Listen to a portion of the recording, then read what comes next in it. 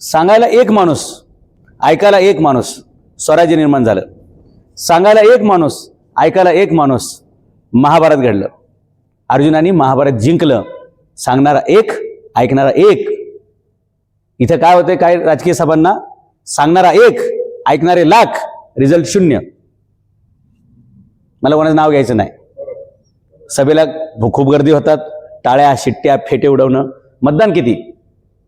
बरं, मतदान का होत नाही? अजेंडाच काय नाही. नुसते ह्याची टिंगल, त्याची टावाळी, ह्याला टपली, त्याला खपली. याच्या पुढे काय? सगळी विचारधारा एक पिढीच खपली ना. त्यापेक्षा लोकांचा जो राजकारणाचा समज आहे विनोदजी, तो आपल्याला बदलायचा आहे. की एखादा राजकीय नेता आला म्हणजे 10-15 गाड्या पाठीमागे आल्या, 5-25 बाउन्सर आले, 10-12 पोलीस आले. This is not a leadership, this is a hippocratic leadership. ह्याला नेतृत्व म्हणत नाहीत. हे बागुलबो आहे नेतृत्वाचा.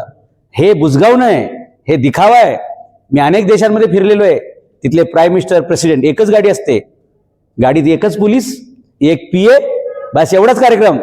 आपल्याकडे सगळ्या गाड्या जाम करतात, चौक जाम करतात, साहेब येणार आहेत, अमुक मंत्री येणार आहेत. लोकशाहीमध्ये असा अधिकार दिलेला नाही, पण ही आपल्यावरती बळजबरी आहे. बळजबरी आहे. अरे तुम्ही आल्यानंतर सगळे सिग्नल बाकीचे थांबवणार आणि तुम्ही सनाट निघून जाणार. मग तुम्हाला ट्रॅफिक काय असतं ते कळणार कसं?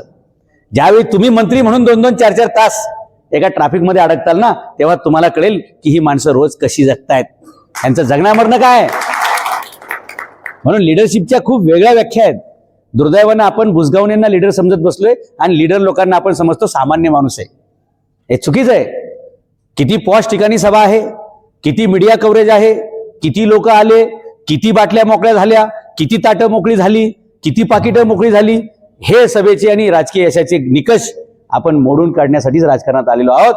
सनाई छत्रपती शासन पक्ष हा विचारांनी चालणारा पक्ष असेल. गर्दीची काय गरज आहे?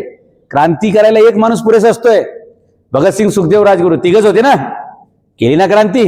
शिवाजी महाराजांच्या सोबत किती लोक होते? लाखात होते का? शिवाजी महाराजांच्या अख्ख्या आयुष्यात लाखाची फौज कुठे नाहीये, पण त्यांनी 7-7 लाखाच्या फौजेचा पराभव करून मोगलांना मातीत गाडायचा विक्रम केला ना. माणसं किती, याच्यापेक्षा माणसं कोण, त्यांचा उद्देश काय, हे सगळं महत्वाचं आहे. अरे घरचं लग्न ठेवून, घरी ठेवून किल्ला लढवायला जाणारे लोक आमच्याकडे होते. घरातलं एखादा माणूस मेलेला असेल तर ते दुःख बाजूला ठेवून सुद्धा मोहिमेवर जाणारे लोक होते.